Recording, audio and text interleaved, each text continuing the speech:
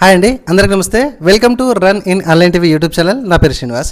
మన తెలంగాణ స్టేట్లో pre primary instructors and ఆయమ్మలకు సంబంధించిన ఉద్యోగాల భర్తీకి నోటిఫికేషన్ అయితే ఒక్కొక్క జిల్లాలో స్టార్ట్ అయిపోయింది. సో మాది రాజన్న సిరిసిల్ల కాబట్టి రాజన్న సిరిసిల్లకు సంబంధించిన అప్లికేషన్ అయితే ఒకటి నేను ఫిలప్ చేసి మీకు చూపిస్తా. అండ్ సేమ్ అప్లికేషన్ కూడా అన్ని జిల్లాలో సేమ్ అప్లికేషన్ ఉండబోతుందని కొంచెం మనకు తెలిసిన విషయం అయితే నేను మీకు చెప్పబోతున్నా. మ్యాక్సిమం అంతే ఉంటుంది. పైన ఏదైతే హెడ్డింగ్ ఉంటుందో ఇప్పుడు రాజన్న సిరిసిల్ల ఉంది, రాజన్న సిరిసిల్ల తీసేసి మీ జిల్లా యాడ్ అవుతుంది.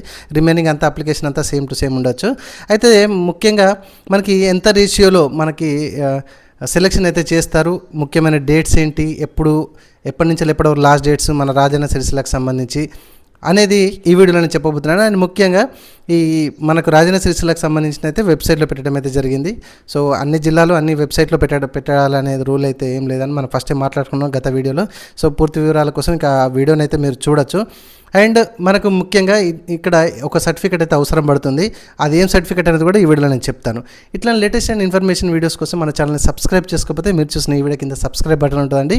సబ్స్క్రైబ్ చేసుకొని రెగ్యులర్గా మనం ఫాలో అవ్వండి. అండ్ వీడియోని ఇస్తే లైక్ చేయండి, ఓకేనా. పత్రికా ప్రకటన. రాజన్న సిరిసిల్ల జిల్లాలో నూతనంగా మంజూరైన 48 పూర్వ ప్రాథమిక పాఠశాలను ఈ విద్యా సంవత్సరం నుంచి అంటే 2026-27 నుంచి స్థానిక ప్రాథమిక పాఠశాలలో ప్రారంభించడం జరుగుతుంది. ఈ పాఠశాలలోని విద్యార్థులకు బోధించడానికి గాను 48 మంది బోధకులు మరియు 48 మంది మహిళా ఆయాలను నియమించడానికి గౌరవ జిల్లా కలెక్టర్ రాజన్న సిరిసిల్ల గారు అనుమతించారు. అందుకు గాను స్థానికులైన మహిళా అభ్యర్థుల నుంచి దరఖాస్తు కోరడం అయితే జరుగుతుందని ఇక్కడ మనకు తెలుస్తుంది. సో ఇక్కడ చూడండి, బోధకులకు అంటే మనకు ప్రీ ప్రైమరీ ఇన్స్ట్రక్టర్ అని మనం ఇంగ్లీష్లో అంటాము, తెలుగులో మాత్రం మనకు బోధకులు అని అంటారు. వాళ్ళకి సంబంధించిన అర్హత చూడండి, ఇంటర్మీడియట్ ఖచ్చితంగా మన దగ్గర ఉండాలి.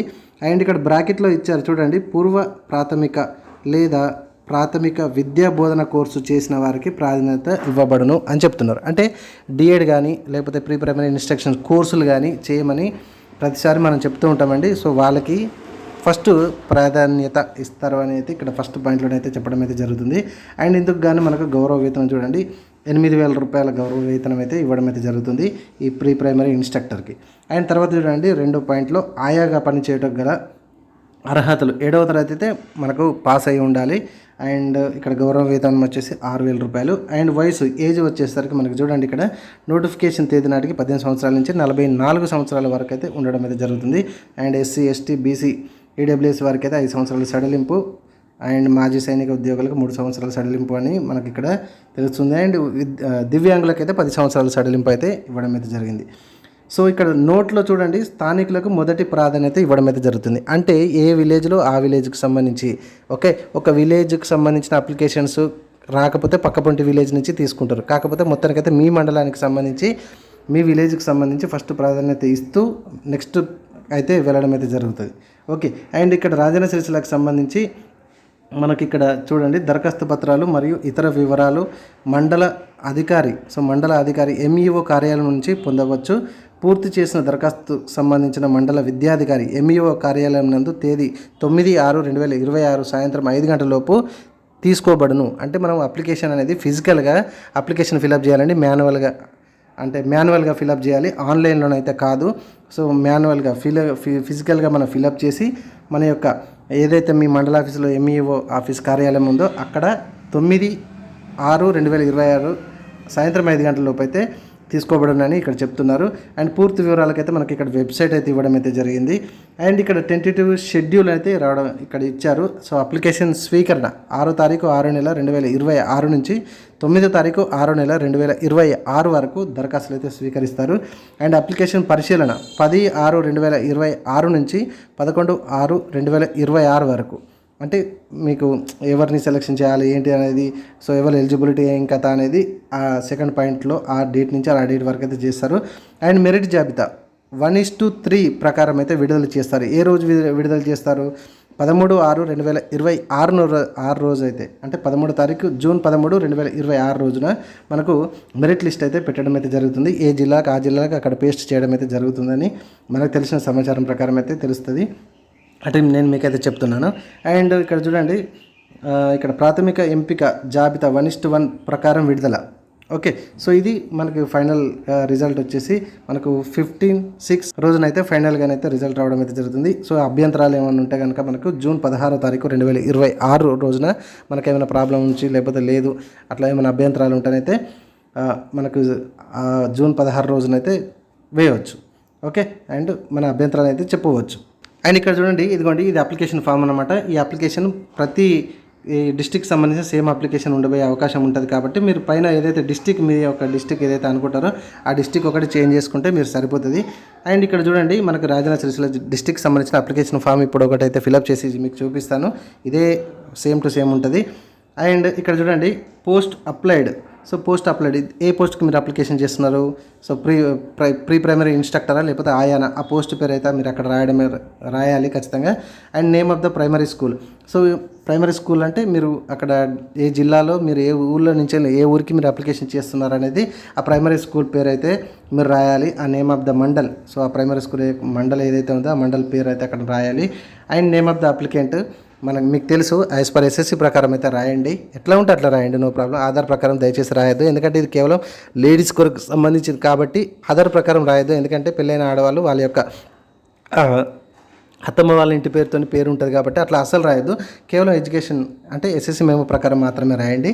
అండ్ ఇక్కడ జెండర్ అంటే మీకు తెలుసు, ఓన్లీ కేవలం ఫీమేల్స్. అండ్ ఫాదర్ నేమ్ రాయండి. సో హస్బెండ్ నేమ్ ఇక్కడ అడగలేదు కాబట్టి రాయకండి. ఫాదర్ నేమ్ మాత్రమే యాజ్ పర్ ఎస్ఎస్సి ప్రకారం రాసేయండి. And date of birth and age, so ఇక్కడ మీరు రాసేయండి. అండ్ ఏజ్ క్యాల్కులేట్ చేసి ఏజ్ ప్లస్లో ఏజ్ చేసి రాయండి. అండ్ కమ్యూనిటీ, సో మీ యొక్క క్యాస్ట్ ఏంటి, బీసీనా, ఎస్సీనా, ఎస్టీనా, ఓసీనా ఏంటిది అనేది అక్కడ రాయండి. అండ్ సబ్ క్యాస్ట్, అండ్ అందులో మళ్ళీ ఏంటిది సబ్ క్యాస్ట్ అంటే మీ యొక్క కులం. సో ఆ సబ్ క్యాస్ట్ ఏంటి అనేది అక్కడ రాయండి. వెదర్ ద 7th పాయింట్లో చూడండి, whether the belongs to ex service man. అవునైతే అవును, లేకపోతే లేదు. ఎక్స్ సర్వీస్ మ్యాన్ అయితే ఎస్ ఆర్ నో అని రాయండి. And disability if any, so physically handicapped ఒకవేళ మీరు కనుక ఉంటేనే ఎస్ పెట్టండి, లేకపోతే లేదు. ఒకవేళ ఎస్ అంటే కనుక దానికి సంబంధించిన సపరేట్ పత్రాలు ఏదైతే సర్టిఫికేట్స్ ఉంటాయో ద టైమ్ ఆఫ్ అక్కడ మన అప్లికేషన్కి పిన్ కొట్టి అయితే ఇవ్వాల్సి వస్తుంది ఖచ్చితంగా. అండ్ ఒకవేళ ఉంటే కనుక ఆ నెంబర్ కూడా అక్కడ పక్కనే ఆ సదరం సర్టిఫికేట్ నెంబర్ అయితే రాయండి. అండ్ 9వ పాయింట్లో మనకు ఆధార్ నెంబరు, చిన్న పాయింట్సే ఉంటాయి, పెద్దగా ఏముండదు. అండ్ 9వ పాయింట్లో ఆధార్ నెంబరు పర్ఫెక్ట్గా రాయండి, దానికి సపరేట్గా. సో దయచేసి ఎక్కువ వరకు మిస్టేక్స్ లేకుండా చూసుకోండి. అండ్ ఎక్కువ వరకు క్యాపిటల్ లెటర్లో రాయడానికి ప్రయత్నించండి. సో ఎట్లా రాసినా ఏం కాదు, అట్లా నీట్గా ఉంటుంది కాబట్టి. అండ్ ఎడ్యుకేషనల్ క్వాలిఫికేషన్ ఇక్కడ చూడండి, ఇక్కడ మనకు క్వాలిఫికేషన్ ఉంది, బోర్డ్ ఆర్ యూనివర్సిటీ ఉంది, ఇయర్ ఆఫ్ పాస్ ఉంది, టోటల్ మార్క్స్ సెక్యూర్ ఎంత percentage. So 7th class. Okay, so మీరు ఆయా కిందికి అప్లికేషన్ అయితే చేయాలని మీరు అనుకుంటే 7th క్లాస్ ఒకటే ఉంటుంది కాబట్టి మీరు ఆ బోర్డు రాయండి. 7th క్లాస్కి సంబంధించిన బోర్డు ఏంటి. ఓకే, బోర్డు అంటే బోర్డ్ ఆఫ్ సెకండరీ స్కూల్ అని ఉంటుంది కదా, 7th క్లాస్కి అయితే అదొకటి ఉంటుంది. ఎస్ఎస్కి అయితే బోర్డ్ ఆఫ్ సెకండరీ ఎడ్యుకేషన్ అని ఉంటుంది. అండ్ ఏ సంవత్సరంలో మీరు పాస్ అయ్యారు, ఎన్ని మార్కులు వచ్చినాయి అనేది రాయండి. అండ్ ఎంత పర్సెంటేజ్ వచ్చింది, ఇవన్నీ ఫస్ట్ మీరు ప్రిపేర్ చేసుకొని అక్కడ రాసుకొని ఈ అప్లికేషన్ అయితే ముందు పెట్టుకోండి. అలాగే ఎస్ఎస్సి వారు ఎవరైతే చదువుకుంటారో, ఎస్ఎస్సి కనుక మీ దగ్గర ఉన్నట్లయితే, పాస్ అయ్యి ఉన్నట్లయితే ఆ బోర్డు ఏ సంవత్సరంలో మీరు పాస్ అయ్యారు, టోటల్ మార్క్స్ ఎంత మార్క్స్ వచ్చినాయి, ఎంత పర్సెంటేజ్. అలాగే ఇంటర్మీడియట్, సో ఓకే ఇంటర్మీడియట్ కూడా. సో ప్రీ ప్రైమరీ ఇన్స్ట్రక్టర్కి అయితే ఇవన్నీ ఫిలప్ చేయాల్సి వస్తుంది. అండ్ ఆయమ్మలకైతే కొందరు 7th క్లాస్ మాత్రమే పాస్ అయితే అదొకటి రాస్తే ఇచ్చి పెట్టేసేయండి. మిగతా ఉంటేనే రాయండి, లేకపోతే లేదు. కాకపోతే ఇక్కడ ఏదైతే మీరు ఫిలప్ చేస్తున్నారో ఖచ్చితంగా దానికి సంబంధించిన అటాచ్మెంట్ జిరాక్స్ అయితే మనం పెట్టాలి, ఇది గుర్తుపెట్టుకోండి. తర్వాత ఇంటర్మీడియట్ సేమ్, ఆ బోర్డు ఏంటిది, board of intermediate education Telangana, year of pass, ఏ సంవత్సరంలో పాస్ అయ్యారు, టోటల్ మార్క్స్ ఎన్ని, మార్క్స్ సెక్యూర్డ్ అంటే ఎన్ని మార్కులు వచ్చినాయి, ఎంత పర్సెంటేజ్. తర్వాత early child education or pre primary teaching and D Ed. So వీళ్ళకైతే ప్రాధాన్యత అయితే ఖచ్చితంగా ఇస్తారని ఫస్టే మనకు చెప్పడం అయితే జరిగింది. సో ఎవరైతే ప్రీ ప్రైమరీ ఇన్స్ట్రక్టర్ లేకపోతే ఈ ఎర్లీ చైల్డ్ ఎడ్యుకేషన్ చేస్తారో లేకపోతే డిఎడ్ చేస్తారో వాళ్ళకైతే ఫస్ట్ ప్రాధాన్యత ఇస్తారు. కాబట్టి నేను ప్రతిసారి మొత్తుకుంటూనే ఉంటానండి మీకు. కాబట్టి అందరు లైట్ తీసుకుంటారు, అయినా కూడా మన ఛానల్ని సబ్స్క్రైబ్ అయితే చేసుకోరు. సబ్స్క్రైబ్ చేసుకోండి అండి, ఇట్లాంటి ఫ్రీగానే కదా మీకు వచ్చేది.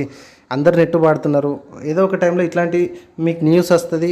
న్యూస్ వచ్చినప్పుడు అది చేసుకోండి ఈజీగా. ఇట్లాంటి జాబ్స్కి వచ్చేటప్పుడు ఇప్పుడు చూడండి, వాళ్ళకే మీకు ఎక్కువ ప్రాధాన్యత ఇస్తారు, ఎక్కువ వాళ్ళకి ప్రిఫరెన్స్ ఇస్తారని అంటున్నారు. సో మీకు కొంచెం డిసప్పాయింట్ లెక్క అన్నట్టే కదా. కాబట్టి మన ఛానల్ని ఇట్లాంటి లేటెస్ట్ ఇన్ఫర్మేషన్ పొందడానికి సబ్స్క్రైబ్ చేయడం మాత్రం మర్చిపోకండి.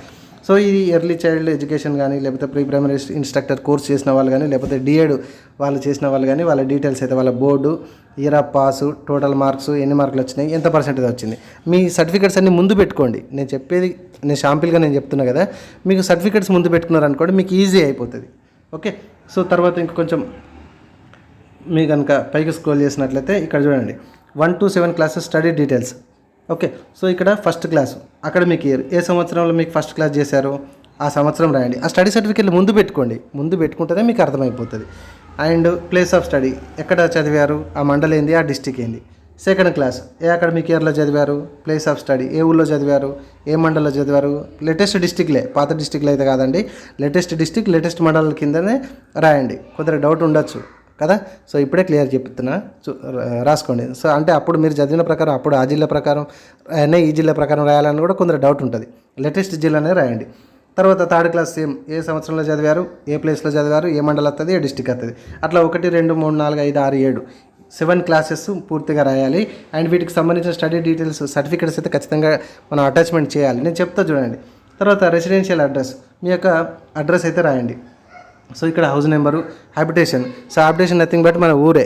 సో విలేజెస్ మీన్స్ పట్టణాలు ఉన్నాయనుకోండి, హైదరాబాద్ లాంటి పట్టణాలు, పెద్ద పెద్ద పట్టణాలు ఉంటే కనుక వాళ్ళు ఏ ప్రాంతానికి చెందిన వాళ్ళని దాని అర్థం వస్తుంది. సింపుల్గా చెప్పాలంటే హ్యాబిటేషన్ ప్లేస్లో మీ విలేజ్ పేరు రాసుకోండి సరిపోతుంది. మళ్ళీ విలేజ్ ప్లేస్లో విలేజ్ పేరు కూడా రాయండి. ఇక్కడ విలేజ్ అని ఉంది కదా దాని ప్లేస్లో. తర్వాత ఏ మండలం కిందకి వస్తారు, మీ మండలం తెలుసు, మీ డిస్టిక్ తెలుసు, మీ పిన్ కోడ్ తెలుసు, మీ ఫోన్ నెంబర్ కూడా మీకు తెలుసు. ఫోన్ నెంబరు ఇచ్చుకుంటే 2 కూడా ఇచ్చుకోవచ్చు, కామా పెట్టేసి 2 నెంబర్స్ కూడా ఇచ్చేది ఉంటే ఇవ్వండి. అండ్ ఇక్కడ మెయిన్గా ఇంపార్టెంట్ అంటే చాలా చాలా ఇంపార్టెంట్ ఇక్కడ చూడండి, for residential proof residential certificate issued by the tahsildar shall be enclosed. So ఖచ్చితంగా రెసిడెన్షియల్ సర్టిఫికేట్ అనేది ఖచ్చితంగా ఉండాలి. మన నివాసం సర్టిఫికేట్ రెసిడెన్షియల్ సర్టిఫికేట్ అనేది ఖచ్చితంగా ఉండాలి. అది తహసీల్దార్ గారి ద్వారా మాత్రమే ఇష్యూ చేసినటువంటిది ఉండాలి, పాతది ఉండకూడదు. పాతది అండ్ నథింగ్ బట్ మన మాన్యువల్గా ఉంటుంది చూసారా గట్ల అనమాట. ఓకే, సో అదొకటి వీళ్ళు తక్కువ టైం ఉన్నది కాబట్టి కొంచెం రిక్వెస్ట్ చేసేసుకొని అది అప్లికేషన్ చేసే ప్రయత్నం అయితే చేయండి, ఖచ్చితంగా కావాలంటున్నారు. And declaration by the candidate ఇదంతా ఒక్కసారి చదువుకోండి. మీరు పెట్టేటటువంటి పైన పెట్టేటటువంటి ఏదైతే సర్టిఫికేట్స్ ఉంటాయో అవన్నీ కొంచెం అది అబద్ధమైన తెలిసినట్లయితే రిజెక్ట్ అయ్యే ఛాన్సెస్ ఉంది, లేకపోతే క్యాన్సిల్ చేసే ఛాన్సెస్ ఆస్కారం ఉంది. ఎనీ టైం, ఎనీవేర్, ఎనీ స్టేజ్లో అని చెప్తున్నారు. అండ్ ఇచ్చే ముందు ఏ రోజున ఇస్తున్నారు, ఏ ప్లేస్లో ఇస్తున్నారు అని రాసేసి క్యాండిడేట్ సిగ్నేచర్ అయితే మీరు చేసి ఇవ్వాలి. అండ్ నోట్ 1 ఇక్కడ చూడండి, in proof of education qualification, date of birth, study, disability certificate ఏమైనా ఉంటే and Aadhaar card etcetera necessary certificate xerox copies shall be submitted along with the application, otherwise application will be rejected. ఈ నోట్లో చూడండి. So పైన నింపేది ఏదైతే మీ యొక్క details అయితే ఉంటాయో అవి ఖచ్చితంగా మీరు ఎంక్లోజ్ చేయాల్సి ఉంటుందని చెప్తున్నారు. రైట్, ఆ తర్వాత ఇక్కడ సెకండ్ చూడండి, separate application shall be submitted for the instructor and ఆయా పోస్ట్. అర్థమైందా? సో ఇప్పుడు మీరు 2 పోస్టులకు ఎలిజిబుల్ అనుకుంటారు, క్వాలిఫికేషన్ మీ దగ్గర ఉంది అని అనుకుందాం. ఉన్నప్పుడు ఏంటంటే ప్రైమరీ ఇన్స్ట్రక్టర్కి వేరే అప్లికేషన్ ఇవ్వాలి అండ్ ఆయామకి సంబంధించిన వేరే అప్లికేషన్ అయితే మీరు ఇవ్వచ్చు. సో దానికే అప్లికేషన్ ఫామ్ ఫిల్అప్ చేయాలి, దానికే మీరు ఏదైతే అటాచ్మెంట్స్ ఉంటాయో జిరాక్స్ సెట్స్ మీరు ఎలిజిబిలిటీ అయినటువంటి అన్నీ కూడా దానికే పెట్టాలి. ఓకే, సో ఇది మనకి అప్లికేషన్ చేసే ప్రాసెస్, అప్లికేషన్ ఫిల్అప్ చేసే పద్ధతి. సో రైట్ సైడ్లో మీకు టాప్లో ఫోటో కూడా ఒకటి పెట్టాలి. సో గుర్తుపెట్టుకోండి. సో ప్రతి జిల్లాకు కూడా ఇదే ఉండే అవకాశం ఉండకపోవచ్చు, సో మ్యాక్సిమం ఉంటుంది. ఓకే, సో ఇంకా ఏమన్నా మీకు అప్డేట్స్ వస్తే నేను అప్డేట్స్ ఇస్తూనే ఉంటాను. కాబట్టి మన ఛానల్ని ఒక లైక్ చేసి ప్లీజ్ సబ్స్క్రైబ్ చేసుకోండి, మరికొందరికి వీడియోని షేర్ చేస్తారని నేను అనుకుంటున్నాను. ఇంకా ఏమైనా డౌట్స్ ఉంటే కామెంట్లో అడగండి, నెక్స్ట్ వీడియోలో కమెంట్స్ అన్నీ చదివి నెక్స్ట్ కవర్ చేస్తాను. Thank you friends, thank you very much.